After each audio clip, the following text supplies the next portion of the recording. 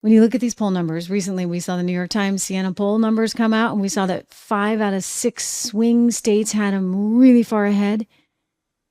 And so the New York Times decided to do a deep dive, and they said, okay, well, how can this be? It seems that 14% of the people in these swing states that had once voted for Joe Biden are switching sides. So they're now over on the other side of the aisle. And the reason is, dun, dun, dun, because the economy is poor. 71% of Biden defectors say because the economy is poor. 55% say because they want fundamental change. I love this. 33% have a favorable view of Joe Rogan. Joe, you are doing your part, Joey. Joe Rogan, the podcaster.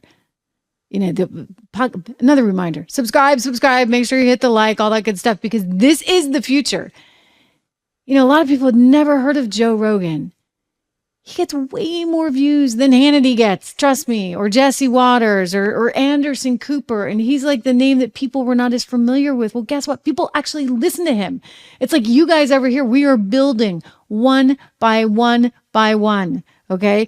We're now over 200 and dare I look? We're up there. We're over 275. It's incredible when you see the success of this channel. But I just love this. Joe Rogan is who they're listening to. 287, 523. So do your part. Add yourself to the mix. But it's incredible.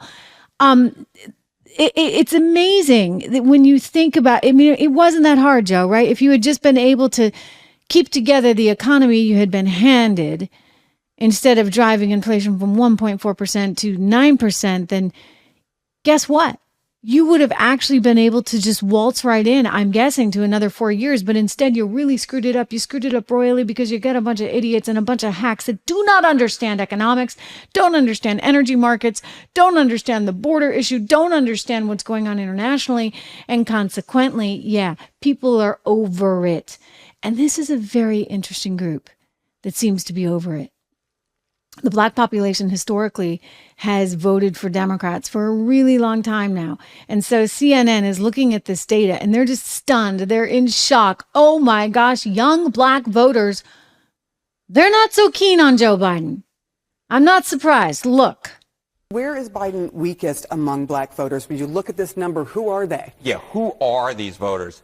And let's break it down by age, because I really think this gives you a good insight into what's exactly cooking here. Take a look here. If you look among Black voters age 50 and over, you see that Joe Biden has a very substantial lead here. Look at this, 82% to 8%. This lead is still in the 70s. This looks a lot like what we saw in the overall polling back in 2020. But look at voters under the age of 50. Look here, Donald Trump is pulling 25% of that vote. Joe Biden is at just 62% of this. This lead, Sarah, is south of 40 percentage points. This is historic. This is what a lot of folks have been talking about, that Joe Biden has a specific problem among younger Black voters. And that is exactly what's showing up right here.